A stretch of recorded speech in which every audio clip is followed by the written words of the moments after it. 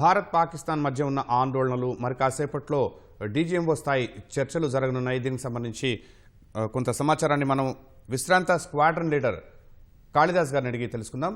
నమస్తే సార్ కాళిదాస్ గారు. నమస్కారం అండి. భారత్ పాకిస్తాన్ మధ్య డీజీఎంఓ స్థాయి చర్చలు మరి కాసేపట్లో ప్రారంభం కానున్నాయి. అయితే మధ్యాహ్నం జరగాల్సిన ఈ చర్చలు కాస్త వాయిదా పడ్డాయి. ఎందుకు ఏమైనా క్లారిటీ రావాల్సి ఉందా? అలాగే ప్రధాని కూడా మనకి ప్రెస్ బ్రీఫింగ్ ఇవ్వనున్నారు 8 గంటలకి. ఏంటి ఈ రోజు తేల్చాల్సిన విషయాలేంటి, ఇక్కడ మనకి తెలియాల్సిన విషయాలేంటి?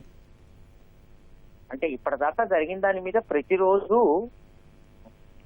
ఆర్మీ, ఎయిర్ ఫోర్స్ అండ్ విదేశాంగ మంత్రిత్వ శాఖ నుంచి మనకి ప్రతిరోజు బ్రీఫింగ్ అందుతోంది.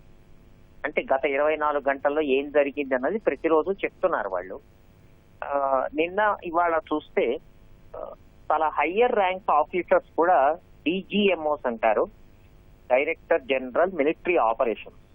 ఎయిర్ ఆపరేషన్స్ అంటే ఎయిర్ ఫోర్స్ తరఫు నుంచి ఏమిటి, ఆర్మీ తరఫు నుంచి ఏం జరిగింది, నేవీ తరఫు నుంచి ఏం జరిగింది అన్నది నిన్న ఇవాళ చెప్పారు. కొంచెం వివరంగా అన్ని వివరాలు ఇచ్చారు. దాదాపుగా ఏ స్థానాలను దెబ్బ కొట్టాము, ఎందుకు కొట్టాము, మన ఉగ్రవాద స్థావరాలను మాత్రమే మొదటి దెబ్బ కొడితే వాళ్ళు ప్రతిస్పందనగా ప్రతి దాడిగా సామాన్యమైనటువంటి జనవాసాల పైన, తర్వాత ఏమో మిలిటరీ టార్గెట్స్ పైన కొట్టారు. సో మిలిటరీ టార్గెట్స్ పైన కొడితే అది యుద్ధం కిందే వస్తుంది ఆటోమేటిక్ గా అంతర్జాతీయ న్యాయ సూత్రాల ప్రకారం. దాని ప్రకారం మనం తిరిగి కొట్టాము. అఫీషియల్ గా ఏ ఆయుధం వాడామన్న చెప్పకపోయినా క్రూజ్ మిజైల్స్ తో కొట్టాము. అవి చాలా అద్భుతంగా పనిచేశాయి. సో బ్రహ్మోస్ కానివ్వండి, ఇతర క్రూజ్ మిజైల్స్ 2 విడతలుగా మనం దెబ్బతీసాము. మొదట లాహోరు, సయాల్కోట్ ఎయిర్ డిఫెన్స్ సెంటర్స్ ని ధ్వంసం చేశాము. దాని తర్వాత దాడి ఇంకా తీవ్రతరం చేసి పాకిస్తాన్ 700-600 డ్రోన్స్ సహాయంతో విచ్చలవిడిగా ప్రయత్నించింది ఎక్కడ పడితే అక్కడ ప్రయోగించటానికి. అది జనవాసాల, మిలిటరీ టార్గెట్స్ అన్న సంబంధం లేకుండా స్వామ్ డ్రోన్స్ అంటారు, కొన్ని వందల డ్రోన్స్ ని ఒకేసారి. కానీ రష్యా నుంచి దిగుమతి చేసుకున్నది, మన డిఆర్డిఓ అందించినటువంటి మన ఎయిర్ డిఫెన్స్ వ్యవస్థలని ఇంటిగ్రేటెడ్ చేసి ఎక్కడ అటాక్ జరిగినా అన్ని ప్రతిస్పందించడం అన్నది ఇంటిగ్రేటెడ్ ఎయిర్ డిఫెన్స్ లో ఉన్న ప్రత్యేకత. దాని సహాయంతో 99% వాటిని కూల్చేశాము.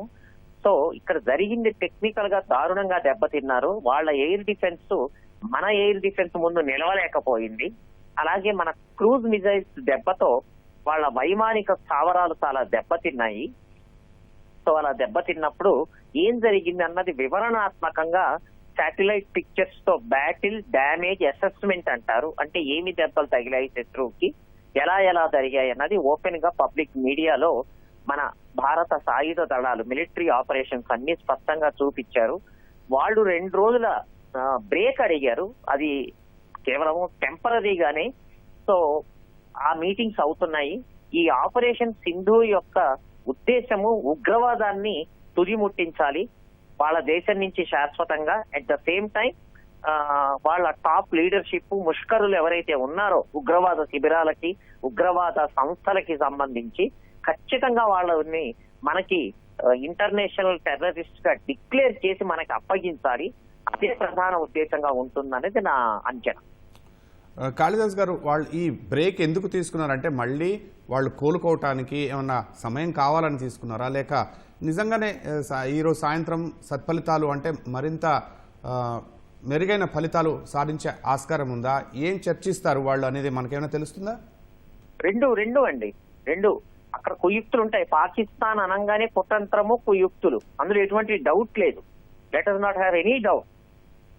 ఖచ్చితంగా వాళ్ళు మధ్యలో గ్యాప్ కావాలి, ఎలా మనం తిప్పికొట్టాలని ఆలోచించటానికి ఒక భాగం ఉంటుంది.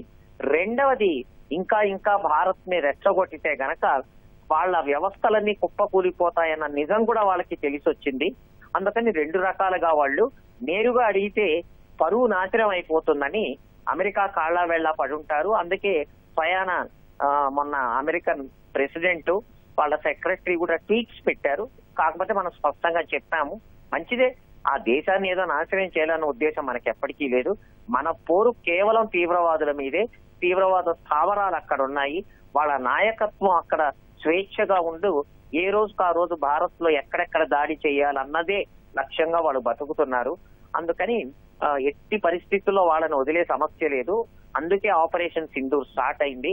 అటువంటి ఆ తీవ్రవాదుల్ని, దుర్మార్గుల్ని కాపాడటానికి పాకిస్తాను తన దగ్గర ఉన్నటువంటి డ్రోన్స్, మిజైల్స్ ప్రయోగించి అట్టర్ ఫ్లాప్ అయింది.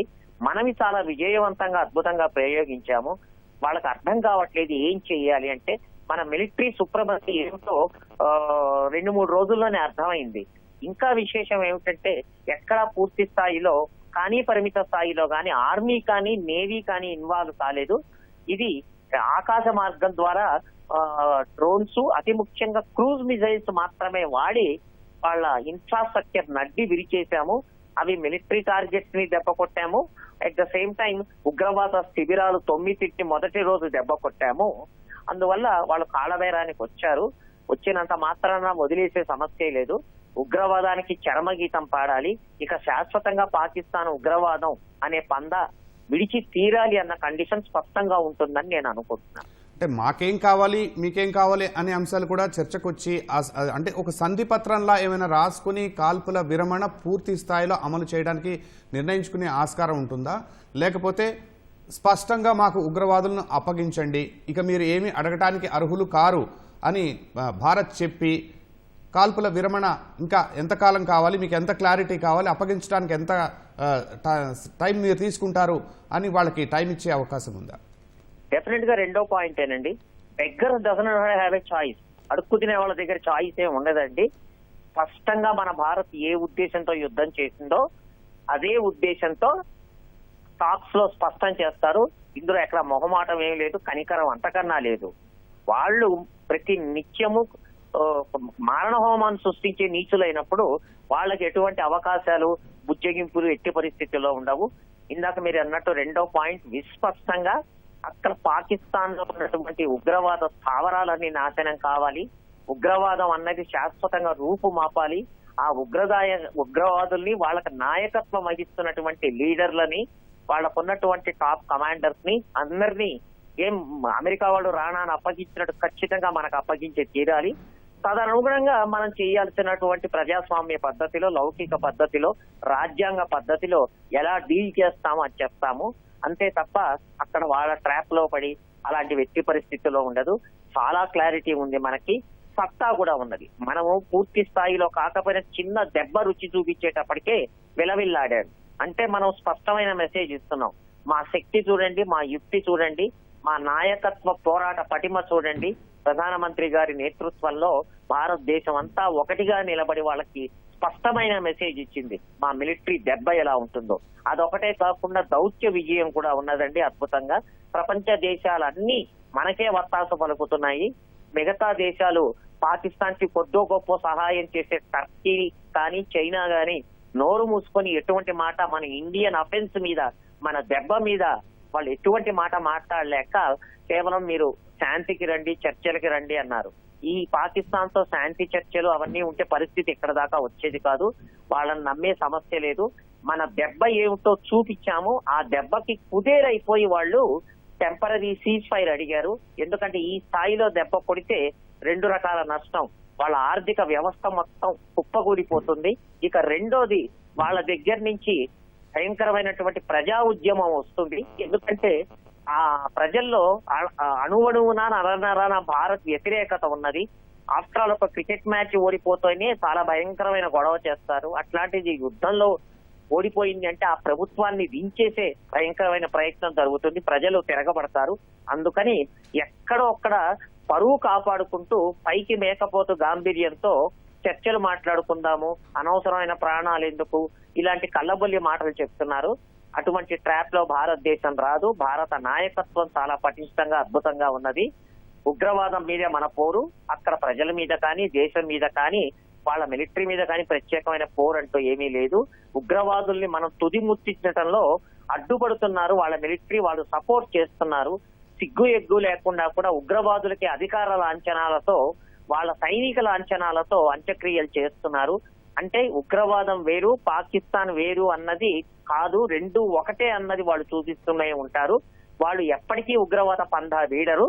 వాళ్ళు మేము మాట్లాడతాము అంటే ఒక అవకాశం ఇవ్వాలి. ఇచ్చి చాలా స్పష్టంగా ఉగ్రవాద శిబిరాలు శాశ్వతంగా మూతపడి ఉండాలి. వాళ్ళ నాయకత్వం మనకు అప్పగించి తీరాలి. At the same time Indus water treaty తాళం చెవి కూడా మన చేతుల్లోనే ఉంటుంది. ఎప్పటికప్పుడు పిచ్చి వేషాలు వేసి ఉగ్రవాద కార్యకలాపాలు చేసి మన అమాయకమైన ప్రజల్ని, మన సాయుధ దళాలని, భద్రతా దళాలని ఇబ్బంది పెడుతుంటారో తదనుగుణంగానే వాళ్ళని దెబ్బ కొడతాము, అన్ని వైపుల నుంచి కొడతాము అన్నది భారతదేశం చెప్పింది స్పష్టంగా. ఈ రోజు వాళ్ళు అఫీషియల్ గా అడిగారు కాబట్టి ఆ ఎజెండా స్పష్టంగా ఉంటుందనేది నేను అనుకుంటున్నాను. దానికి కోసమే అంతకుముందు ప్రధానమంత్రి గారి ఇంట్లో 3 చీఫ్స్, విదేశాంగ మంత్రులు ఎవరెవరైతే పాల్గొంటారో బహుశా లిస్టు తయారైంది. ఎవరు పాల్గొన్న తర్వాత దాని మీద డీబ్రీఫింగ్ ఉంటుందండి. ఇలా మాటలు వచ్చాయి, మేము ఇలా స్పష్టం చేశామన్నది ఖచ్చితంగా అధికార ప్రతినిధులు ఎవరైతే ఉంటారో విదేశాంగ మంత్రిత్వ శాఖ నుంచి, అలాగే భారత రక్షణ శాఖ నుంచి ఎవరు మెంబర్స్ పాల్గొంటారు, ఎవరు డీబ్రీఫింగ్ ఇస్తారు, ప్రతిరోజు ఇస్తూనే ఉన్నారు. మీడియాకి, ప్రపంచానికి కూడా ఇస్తారు. అతి ముఖ్యంగా కూడా ప్రధానమంత్రి గారు 8ంటికి ఉద్దేశించి భారత ప్రజానీకాన్ని ఉద్దేశించి మాట్లాడతారు అన్నది తెలుస్తుంది. వారు మన భారతదేశం లక్ష్యం ఏమిటి అన్నది స్పష్టంగా చెప్తారు. భారత ప్రజలకి తగిన భరోసా ఇస్తారు. ఆయన స్పష్టంగా ముందే చెప్పారు. నరేంద్ర మోడీ గారు అందరికీ తెలుసు, మాటల మనిషి కన్నా చేతల మనిషి వారు ఏ రకంగా ముందుంచి నడిపారు అన్నది నిజంగా హ్యాట్స్ ఆఫ్ భారత నాయకత్వానికి. పాకిస్తాన్ ని మోకాళ్ళ మీదకు తీసుకొచ్చాము, కానీ ఇంతటితో అయిపోదండి. వాళ్ళని ఫర్దర్ గా శాశ్వతంగా ఉగ్రవాద శిబిరాలు, ఉగ్రవాదం అనే పదము పాకిస్తాన్ నేల నుంచి తుడిచిపెట్టేదాకా ఈ ఆపరేషన్ సింధూరు ఖచ్చితంగా కొనసాగుతుంది. అంటే చిన్న కాల్పులు తప్ప ఇక కాల్పులు జరగవనే కాన్ఫిడెన్స్ భారత్లో చాలా ధీటుగా ఉన్నట్టుగా ఉంది. అంటే 8 గంటలకి ప్రధాని మాట్లాడటము, ఇప్పుడు ఈ కాల్పుల విరమణ తాత్కాలికంగా నుంచి ఫైనలైజ్ చేయటము, కాల్పుల ఘటనలు ఇక పునరావృతమైతే తగిన రీతిలో జవాబిస్తామని స్పష్టంగా ముందే హెచ్చరించటము, ఎలా ఉంది సిచ్యువేషన్? అలా ఇప్పుడు 24 గంటల నుంచి లేవు, కాల్పులు లేవు, వాళ్ళ డ్రోన్స్ అటాక్స్ లేవు, ఏమీ లేవు, మన దగ్గర నుంచి లేవు. కానీ నిన్న కాల్పుల విరమణ, అంటే మొన్న కాల్పుల విరమణ అయిన 2 రోజుల తర్వాత మళ్ళా కాల్పులు జరిగాయి. దాని అర్థం ఏమిటంటే మనందరం అర్థం చేసుకోవాల్సింది ఒకటి ఉంది. అక్కడ ప్రభుత్వం వేరు, ఆర్మీ, ఐఎస్ఐ, ఉగ్రవాదులు వేరు. అంటే అక్కడ మనలాగా ఒక ప్రాపర్ ప్రభుత్వము, నాయకత్వము, ఒక పటిష్టమైన వ్యవస్థ అంటూ లేదు. అటువంటి గౌరవం కూడా లేదు. కేవలము ప్రపంచ దృష్టిలో డబ్బులు కొట్టేయడానికి, ముష్టి అడుక్కోవటానికి ఒక ప్రభుత్వం అంటూ ఉన్నది. సైనిక పరిపాలనలో, ఉగ్రవాదుల పరిపాలనలో ఉంటే ఎక్కడి నుంచి ఎటువంటి డబ్బు రాదు. కేవలం ఆ డబ్బు అడుక్కోవటానికి మాత్రమే, ముష్టెత్తుకోవటానికి మాత్రమే వాళ్ళు ప్రభుత్వం అంటూ ఒక డమ్మీ ప్రభుత్వాన్ని పెట్టారు వాళ్ళు. అందువల్ల మొత్తం వెనకాల నుంచి నడిపించేదంతా ఆర్మీ, ఐఎస్ఐనే. ఆ సంగతి మనకు అర్థం చేసుకోవాలి. మనకు బాగా తెలుసు, ప్రజలు కూడా అర్థం చేసుకోవాలి. ఈ కాల్పుల విరమణ ఇవన్నీ వాళ్ళు పైకి కళ్ళబొల్లి మాటలేనండి. ఉగ్రవాదాన్ని వాళ్ళు 99.99% వదులుతారు. దాన్ని వదిలేసి భారతదేశాన్ని ప్రశాంతంగా ఉంచుతారు. వాళ్ళు ప్రశాంతంగా ఉంచుతారని నేనైతే అనుకోను. ఎప్పటికప్పుడు దెబ్బ కొడుతూనే ఉండాలి. ఆ సంగతి వాళ్ళకి స్పష్టం చేయాలి. అది స్పష్టం కూడా చేశారు. నిన్ననో మొన్ననో స్టేట్మెంట్ వచ్చింది, terrorism is equal to act of war. అంటే ఏ ఒక్క టెర్రరిజం కానీ, ఏ ఒక్క ఉగ్రవాది వాడి జరిగిన కాశ్మీర్ నుంచి కన్యాకుమారి దాకా అది మా భూభాగం మీద, మా సార్వభౌమాన్ని మీద తగిన యుద్ధం అని మేము ప్రకటించుకుంటాము. దానికి తగినటువంటి జవాబు ఇస్తాము అన్నది చాలా స్పష్టంగా చెప్పారు. ఈ సంగతి చాలా స్పష్టంగా పాకిస్తాన్ కి అవగతమైనది. వాళ్ళు ఎంతవరకు మారుతారు అన్నది మనం వేచి చూడాలి.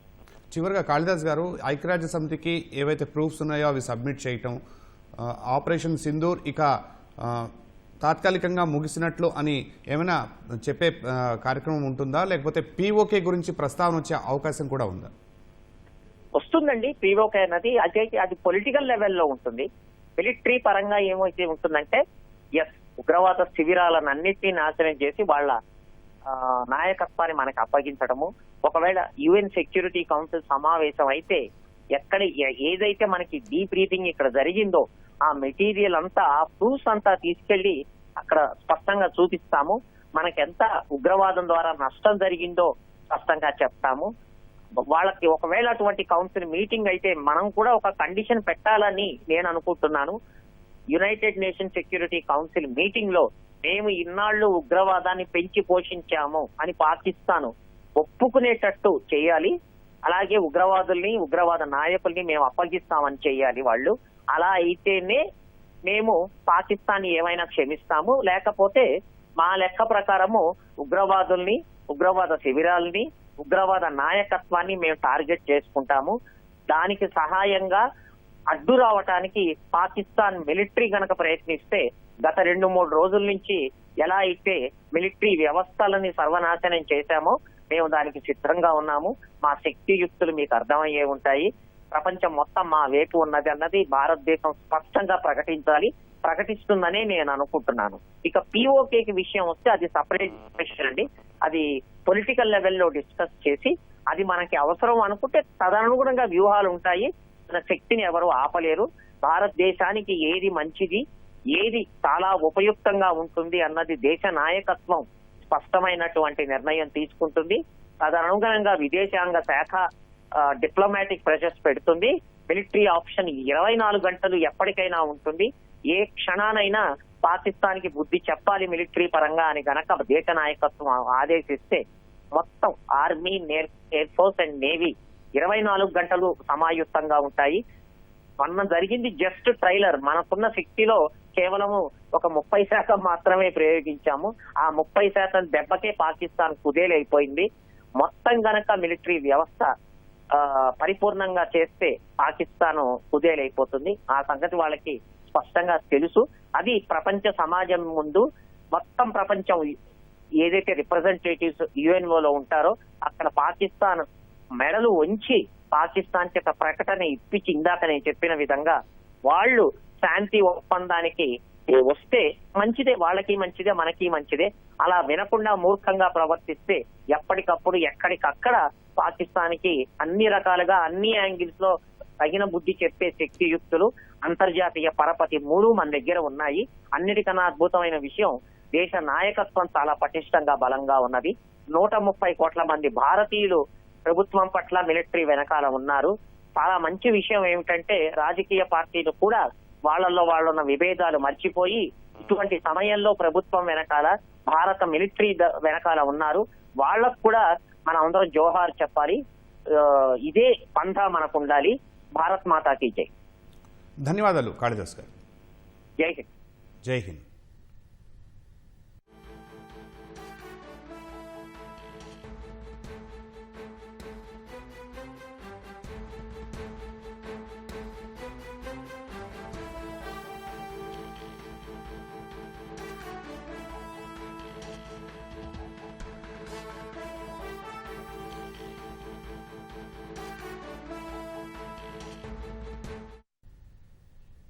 భారత్ పాక్ మధ్య ఉద్రిక్తతల నేపథ్యంలో గత వారం తాత్కాలికంగా మూసివేసిన 32 విమానాశ్రయాల్లో పౌర విమాన సర్వీసులు తిరిగి ప్రారంభమయ్యాయి.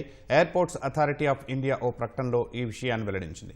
కాల్పుల విరమణ కారణంగా పరిస్థితులు మెరుగుపడటంతో విమానాశ్రయాలను తిరిగి తెరిచినట్టు పేర్కొంది. భారత్ పాక్ మధ్య ఉద్రిక్తతల దృష్ట్యా గత వారం ఉత్తర పశ్చిమ భారత్లో 32 విమానాశ్రయాల్లో పౌర విమాన సర్వీసులను నిలిపివేశారు. తొలుత ఈ నెల 15 వరకు ఎయిర్పోర్ట్లను మూసివేయాలని భావించినా కాల్పుల విరమణ కారణంగా పరిస్థితులు మెరుగుపడటంతో తెరిచారు. ప్రయాణికులు ఎయిర్లైన్స్ వెబ్సైట్ పరిశీలించాలని ఎయిర్పోర్ట్స్ అథారిటీ ఆఫ్ ఇండియా సూచించింది.